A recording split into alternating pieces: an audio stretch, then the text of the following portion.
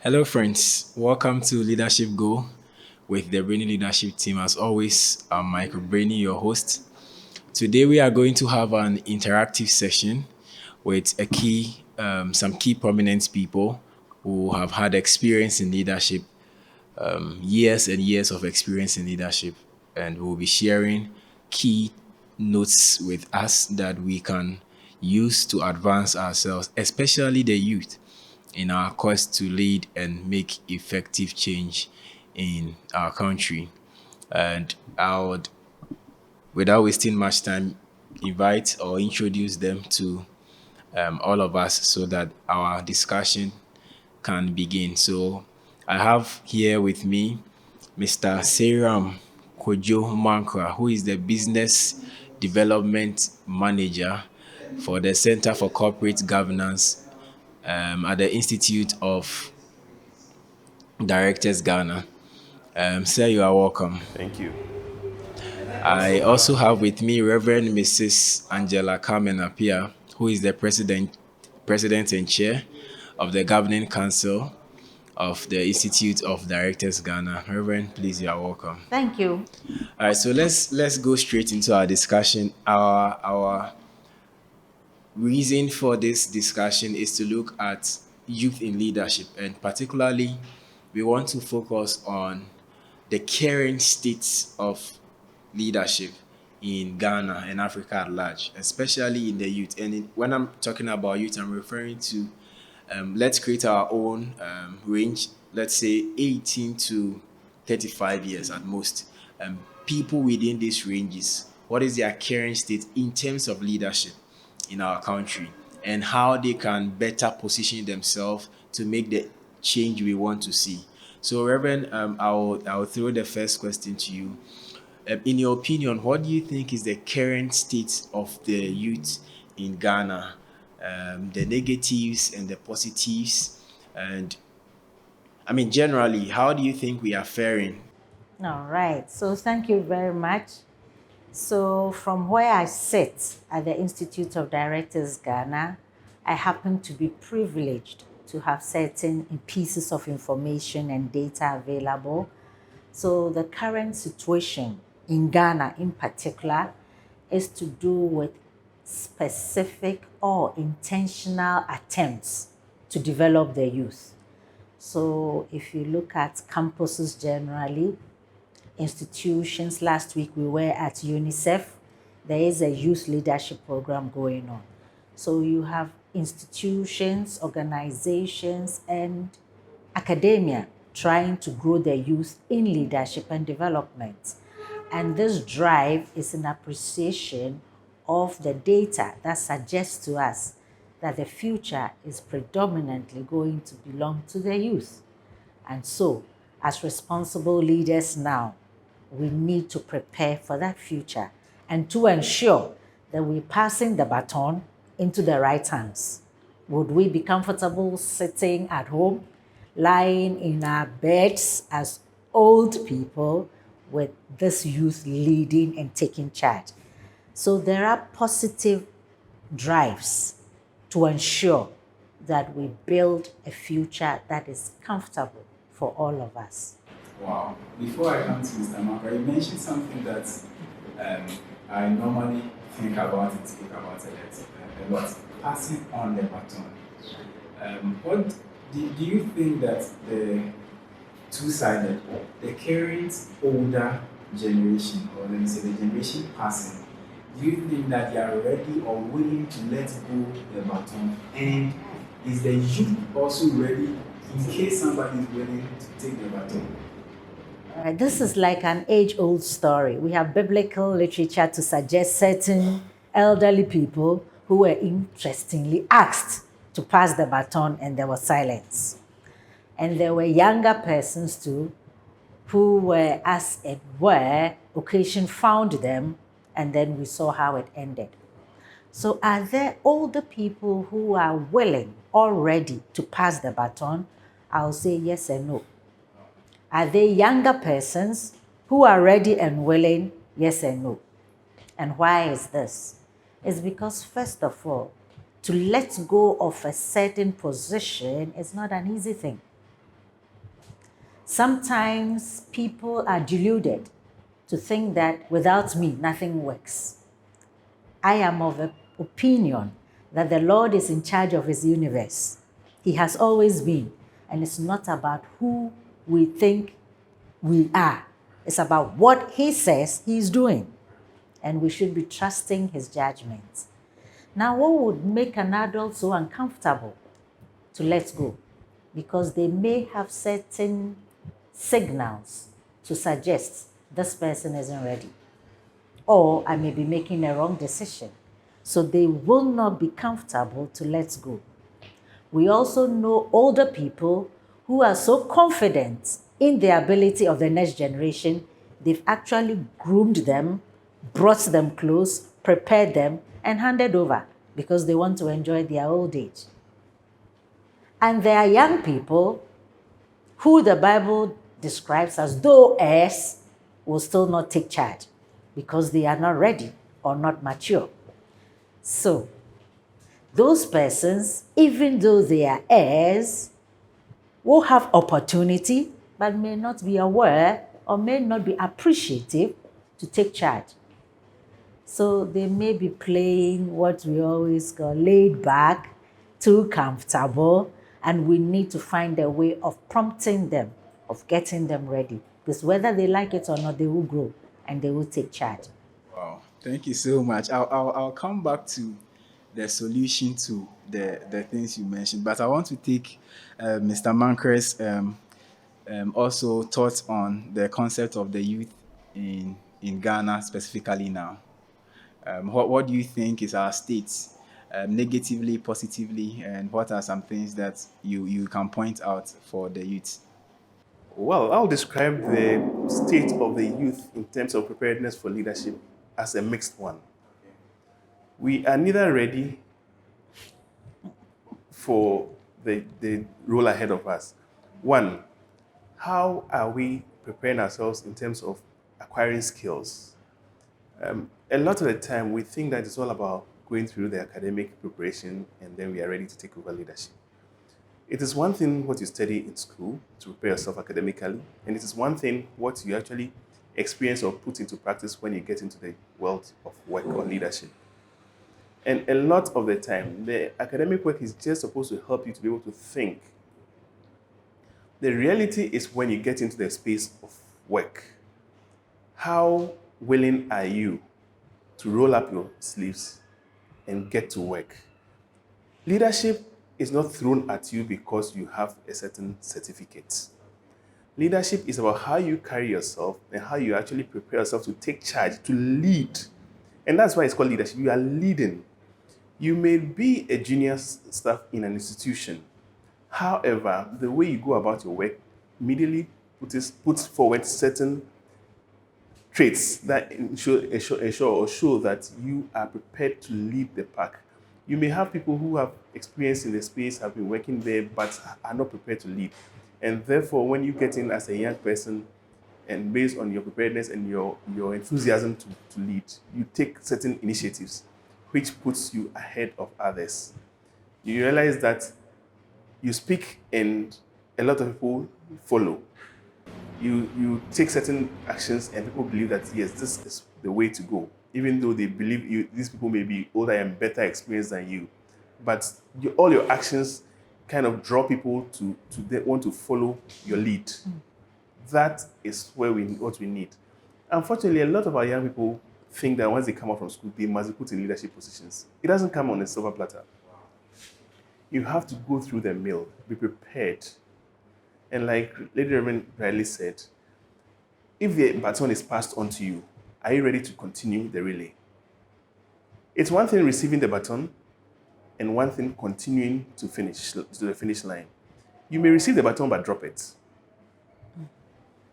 And so the youth need to equip themselves and be prepared. One, sometimes we look up to the generation ahead of us. A lot of the time I say that some of the people ahead of us or our leaders have failed us, but all hope is not lost. If they are failing us, with us, the youth who have the future ahead of us, who are the future leaders, how are we prepared to change this narrative? How are we prepared to hold the leaders accountable? Because if you do not hold them accountable, things will continue to go down. And so we must be prepared to hold them accountable, but in a respectful manner. That's another thing we need to know. You are holding people accountable, but you're not doing it in an arrogant way or in a way that makes them feel like you just want the position. You are holding them accountable because you want a better future for yourself and the generations that are going to come after us. And so we must hold them accountable in such a way that they do not feel threatened by us. Because at the end of the day, there are still things we need to learn from the generation ahead of us. Thank you. I'll come back to you with the drilling aspect. You mentioned that you don't just come out of school or young person and you feel like you have to be really a leader, put yourself in leadership positions, and I'll come back to that. But back to Reverend, please, can you paint a picture of current global scale of leadership in terms of mindset? Because so what I'm trying to say is that you pick the current global a picture of how things are going compared to our Ghanaian setting and double it with how the youth in Ghana, as you rightly mentioned, can prepare and meet those standards at the same time getting some of these batons you mentioned so that they can also continue the trend of leadership. All right. So, first off, when you look at the global picture and we pick the developed versus the developing, you will find that in the Western cultures, the developed, they are developed. Academic preparation, social expectations. So when you pick a typical 18-year-old in a developed country, they have critical thinking abilities. They have ability to speak and express themselves. They have a certain culture that enables them to be assertive and to be able to speak to issues as they are. When you come to the developing, and especially in Africa, we have certain cultural dynamics, which even will become a taboo for a young person to speak to an adult, to even tell an adult, I beg your pardon, you are just speaking, this is nonsense. Nonsensical, which is an English word, will be interpreted as disrespect. So apart from our cultural undercurrents that seem to cower certain graceful individuals, it's also the fact that we do not have that kind of academic training or societal networks that enable a young person to be critical in thinking or to be self-sustaining or independent. There's some kind of laxity, and as we may say, some Jimmy, they are so relaxed, mostly nothing to fight for, nothing to go for. Even when they have a divergent opinion and you ask them, they can't tell you A, B, C, D. All they know is, oh, we don't want. What about this don't you want? They can't say. So you wonder if they are critically thinking enough. And even if they have a voice of their own or they are being manipulated. So looking at these dynamics, we do find that there is a huge gap. Yes, there are positive sides of our culture, which we must celebrate. And yes, there are those sides of our culture too that seem to be holding us back, inserting assertiveness and rights. So how do we strike this balance?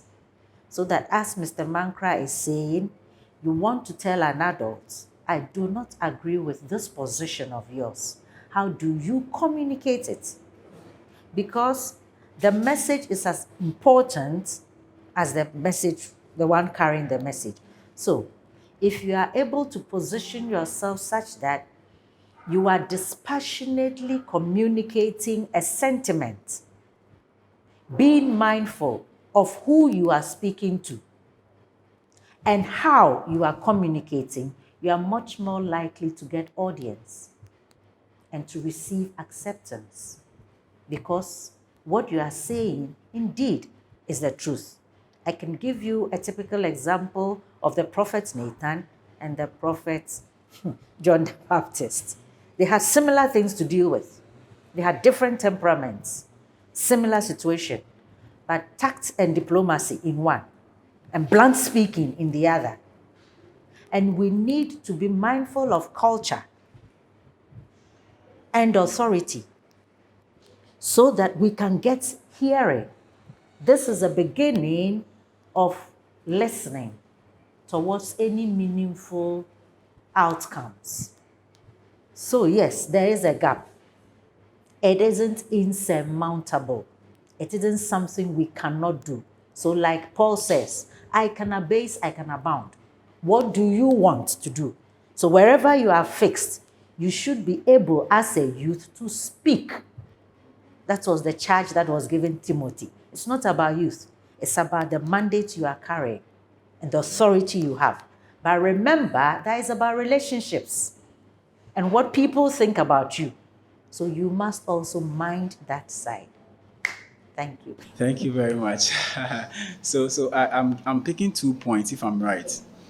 We paying attention to our cultural setting and what it demands of us. And at the other side, we being bold to be able to stand for the right thing or put ourselves in the position to communicate appropriately in issues concerning leadership. Right? Okay. I have one last question for you, but I want Mr. Mankara to help us with the drilling aspect. How, when you say drilling, someone has to go through drilling before they can be put in a place of leadership. What do you say of it? Well, like I rightly mentioned earlier, our youth today, they come out from school and immediately, and I think also it's a cultural thing. Gone are the days when the universities were churning out just fewer graduates. Today, we have several tens of thousands of graduates annually being churned out. And so when you come out, you do not expect that you go straight into a managerial position. You would have to start work from down the ladder. You climb from the bottom, you don't climb from the top. So when you get into this space, how prepared are you to show that you are prepared for leadership? Institutions may recruit you for management trainee positions and all the rest. But after going through this whole training for a year or two or whatever period it is, at the end of the day, you are examined. And based on your preparedness, and that is based on the output of that examination, then it is known whether you are ready to take up leadership or not. If not, you may either be dropped or you probably pushed down to a lower rank. The same thing. I use the brothers and sisters, the Lebanese community, the Indian community, who have businesses in this country. And I compare them with our local people who also own conglomerates of businesses. What happens? I've had friends, Lebanese friends, whose parents have had big industry. However, they do not just get up and pick these children and drop them in management positions. I've had a friend whose father owned a factory, and where he started from was a factory floor, where he went through the mill. Every step of the production process, he got to understand it. So by the time he is ready to take up leadership, where the parents, and this is also being groomed, they're being groomed. When he's ready to take up the leadership, where the parents may probably step back for them to take over, he knows the business inside out. And so when he's taking decisions, he knows what he's talking about or what the end result will be. Some of our people have businesses. Their children never even step foot in the office or the work environment. They to put them through school all the way till they acquire a degree, a postgraduate degree, and whatever. And then one day you are there, they just come and drop them in the office, and then they give them a managerial position where they may not have even gone through any form of training apart from the academic training they've had. And such a person, one, he feels entitled because again, it's their family business. And so he is entitled to that position. However, because he did not go through the process of being groomed to take over, they may be making decisions based on what they feel, but not necessarily what will inure to the benefits of the business or ensure that these businesses grow. If you realize, a lot of our family businesses after the first generation die off.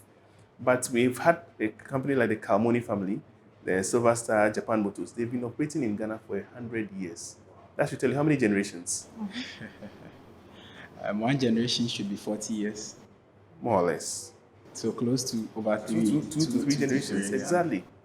And I have met members of this Kalmoni family, younger ones who have been put in the business, but they are climbing from the bottom.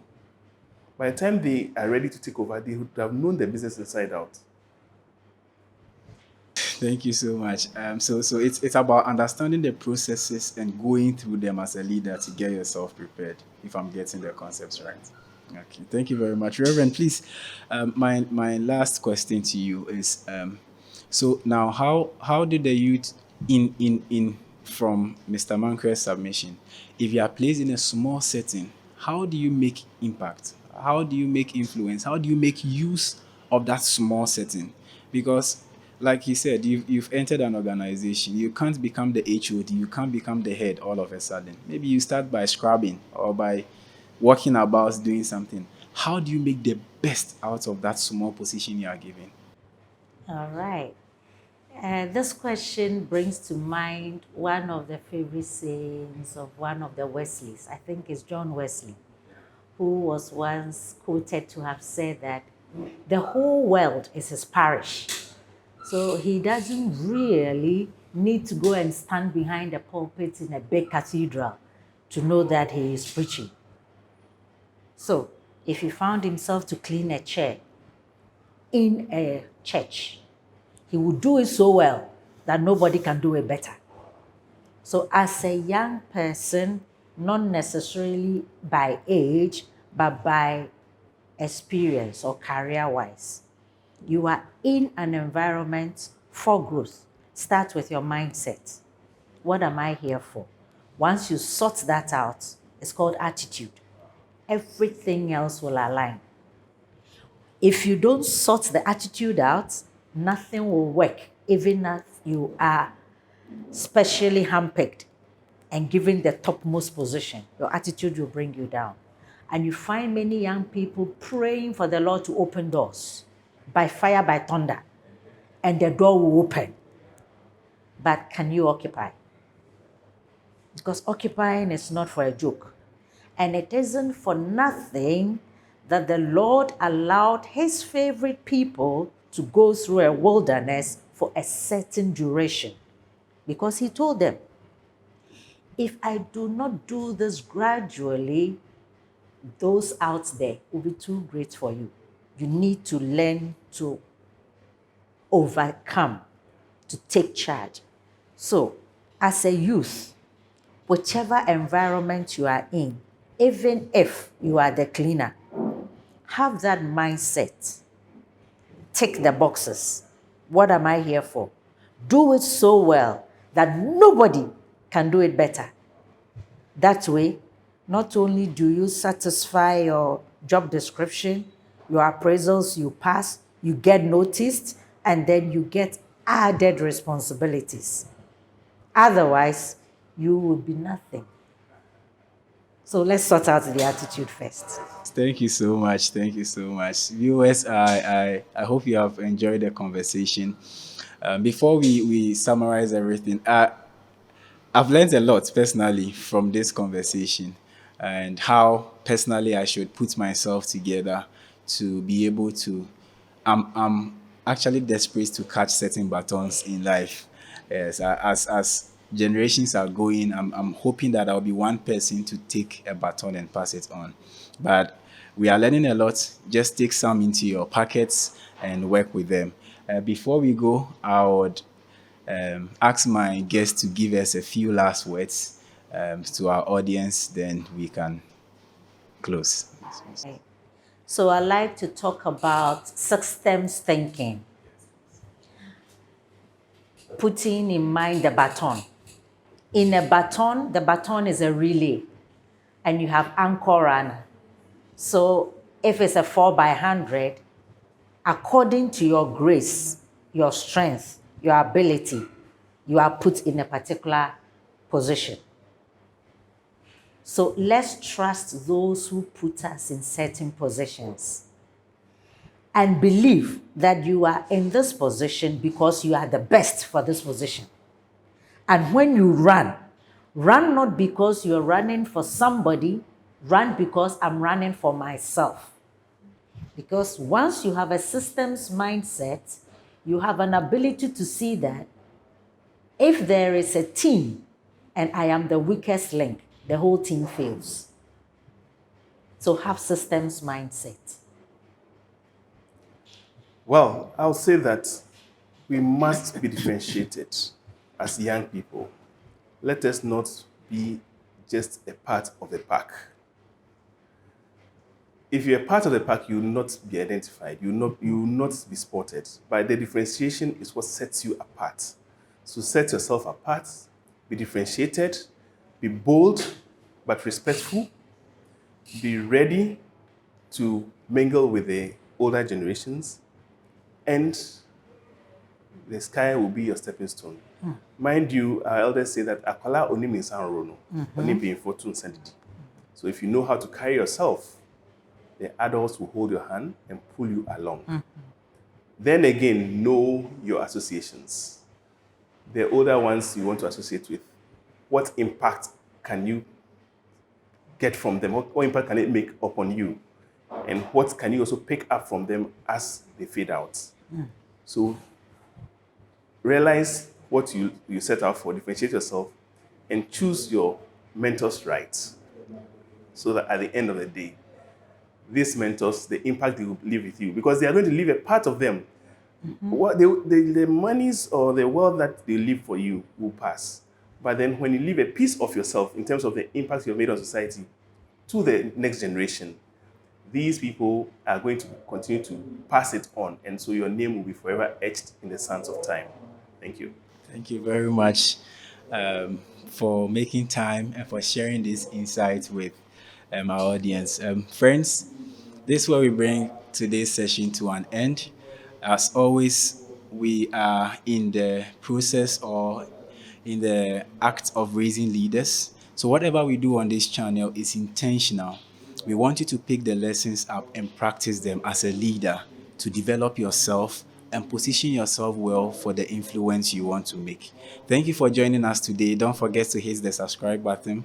Don't forget to share with your friends. I'll see you in our next episode. Bye.